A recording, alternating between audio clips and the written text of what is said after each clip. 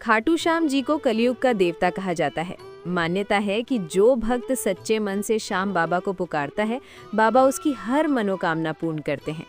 खाटू श्याम जी वास्तव में महाभारत के वीर योद्धा बर्बरीक थे, जो भीम के पौत्र और घटोत्कच के पुत्र थे। बर्बरीक का जन्म और वरदान।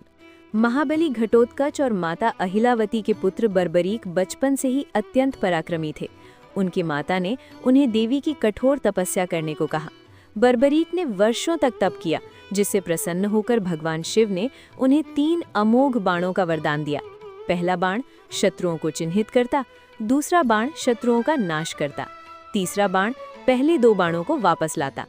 इसके अलावा उन्हें ये वरदान भी मिला कि वे युद्ध में जिस पक्ष का साथ देंगे वही विजयी होगा। महाभारत युद्ध में बर्बरीक का आगमन। जब महाभारत का युद्ध शुरू होने वाला था, तब बर्बरीक ने निश्चय किया कि वे युद्ध देखने जाएंगे और उस पक्ष का साथ देंगे जो हार रहा होगा। ये सुनकर श्री कृष्ण चिंतित हो गए, क्योंकि यदि बर्बरीक युद्ध में उतरते तो युद्ध का संतुलन बिगड़ जाता। श्री कृष्ण की परीक्षा। श्री कृष्ण ब्राह्मण का वेश धारण कर बर्बरीक के पास पहुंचे और उनसे दान मांगा। बर्बरीक दानवीर थे, उन्होंने बिना सोचे कुछ भी देने का वचन दे दिया। कृष्ण ने दान में बर्बरीक का शीश यानी सिर मांग लिया। क्षण भर के लिए भी बर्बरीक विचलित नहीं हुए, उन्होंने तुरंत अपना सिर दान करने को सहमति दे दी। ये देखकर श्री कृष्ण प्रसन्न हुए और अपने वास्तविक स्वरूप में प्रकट हुए। शीश दान और वरदान। शीश दान के बाद बर्बरीक ने श्री कृष्ण से प्रार्थना की, प्रभु, मैं इस युद्ध को देखना चाहता हूँ।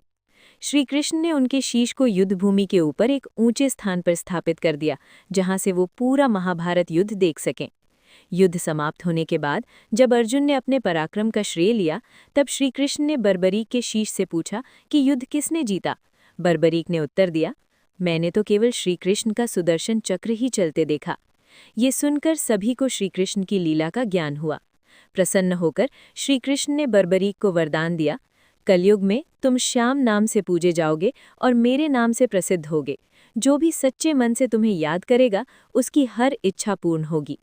खाटू श्याम जी की कथा हमें सिखाती है दान, त्याग और सच्ची भक्ति का महत्व। अहंकार नहीं, समर्पण ही सबसे बड़ा बल है। भगवान हमेशा भक्त के भाव को देखते हैं। जय श्री श्याम। जरूर लिखें कमेंट में। लाइक, शेयर, सब्सक्राइब करें। आपका धन्यवाद।